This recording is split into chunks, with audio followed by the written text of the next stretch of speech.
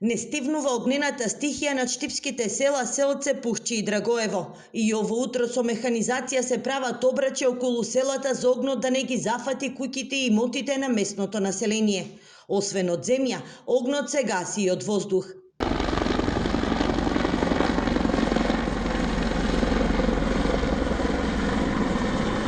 Војници, пожарникари, припадници на македонски шуми, сите се вклучени во борбата со огнената стихија. Ги завршуваат остатоците, бидејќи високите температури можат повторно да го покренат пожарот.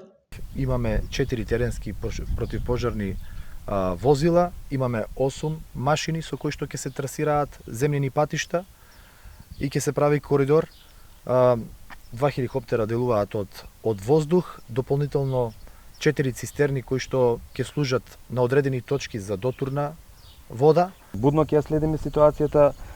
Нашите луѓе и покрај тоа што зборам за луѓето од македонски шуми и покрај тоа што се без здравствено осигурување, значи се трудиме да го надминеме тој проблем, од причина што ние сме како ново раководство десетина дена таму, а се соочивме со невидена дупка. Буквално луѓето ни беа оставени на влечки да гасат. Штипските пожарникари добија засилување од своите колеги од Пробешти Пикочани, а местното население со трактори и теренски возила им носи вода.